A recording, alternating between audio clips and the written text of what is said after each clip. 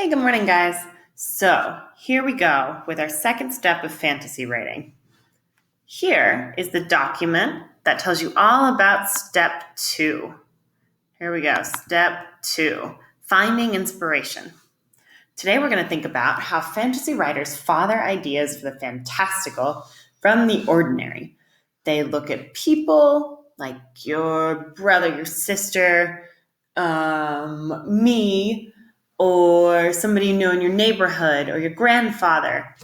They look at events, so maybe even the pandemic, or the time you went outside to play and saw something you couldn't believe. You look at issues around them. It's letting these spark ideas for fantasy stories.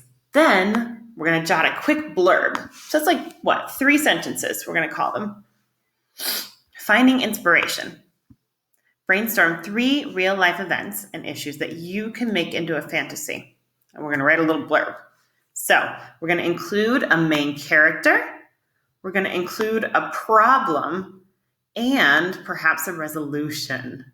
Maybe we get to that today, maybe we don't. That's okay. So here, I take the dog for a walk. That's pretty easy. And she gets loose. That's a problem. I go on a quest to find her. Oh, I wonder where my quest would take me. Would it take me to my regular backyard? Or would it take me to a fantasy backyard where I could just roam for miles and search and search and search? And I wonder who I would meet on the way. And then if you wanted it to be a really happy story, clearly I find my dog. But if you wanted it to be maybe a sad story and teach a lesson, maybe I don't find her. Maybe I realize that I don't need her after all. Remember Winn-Dixie? That's kind of how it went. Let's see, another situation you could say, I'm cooking in the kitchen. That makes me the main character. And the water begins to boil uncontrollably. And Elf pops out. Oh, goodness. What would happen next? What would the problem be? How would I send him home? Does he live here? All those questions. You could answer all of those in a fun little fantasy story. So here, let's see if we have sick parents or we have a quest to save a magical portion to save the ailing queen. Okay. If we would like to share, this is not obligatory, not mandatory, but once we started doing this, we can maybe share our 3 ideas to 2 different students. Let's see, how would we do that? I think for this one, we should probably use Google Docs. So here, we're going to go to start a new Google Doc. You're going to share it with me,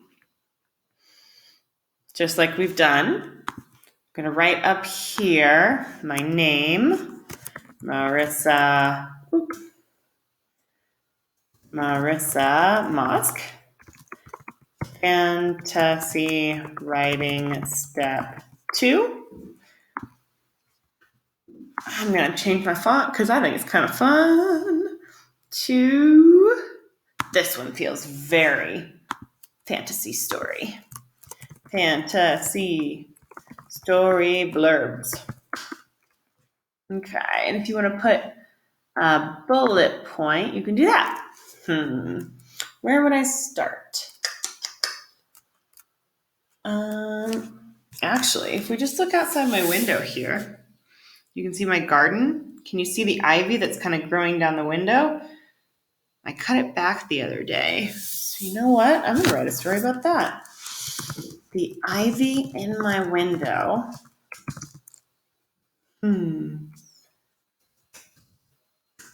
What's another one I could maybe write? Let's see. I could write about Jake. Jake and the dog. Mosh. All right. Let's think about it. I'm going to post this, and then we'll talk about it later. Okay? Bye.